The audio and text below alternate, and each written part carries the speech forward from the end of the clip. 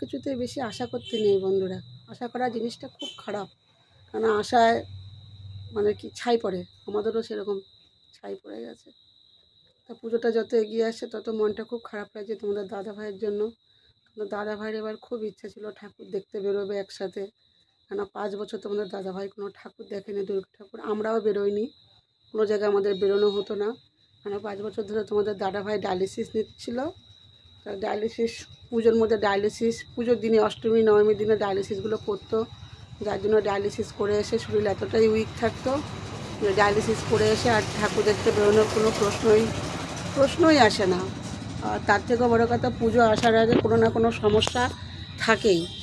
যেমন তোমাদের দাদাভাই চোখের সমস্যাটা বেশি আসতো, পুজোর ঠিক 6 দিন 7 দিন আগে আসলেই বলতো আমি চোখে দেখতে পাচ্ছি না, চোখে সমস্যা হচ্ছে, চোখ ঝাপসা হয়ে যেত, চোখে ব্লাড চলে আসতো, যেহেতু ডায়ালিসিস হতো।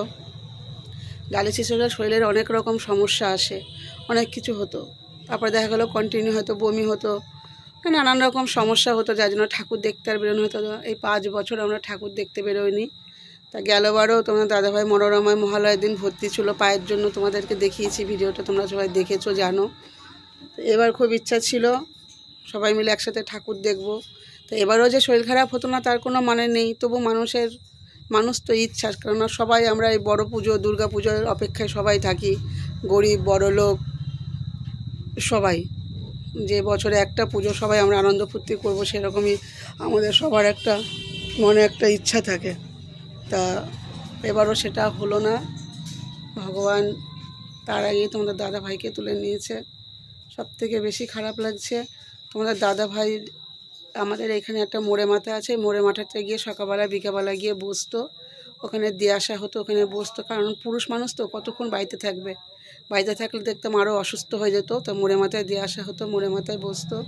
তো যখন মোড়ে মাথায় যেত, যে মানুষটা একটা সময় প্রচুর টাকা ইনকাম করেছে, যার পকেট ভর্তি মানি ব্যাগ ভর্তি টাকা থাকতো, সেই মানুষটায়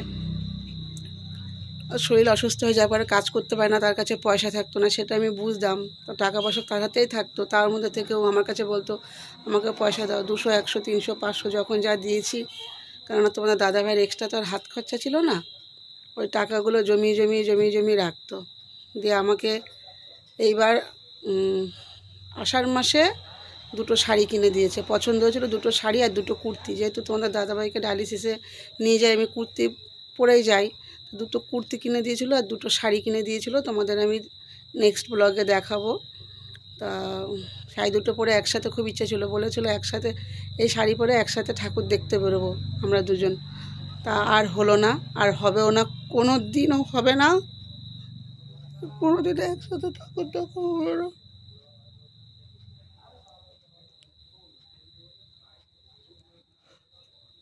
নিজেও একটা জামা পছন্দ করে মোড়ে মাথায় একটা দোকানে পছন্দ করে তুই এসে জামা আমাকে বাড়িতে এসে বললো রূপা ওই জামাটা আমার পছন্দ হয়েছে, জামাটা আনতে হবে। আমি বললাম ঠিক আছে গিয়ে নিয়ে আসবো, আর সময় দিল না, সব শেষ হয়ে গেল।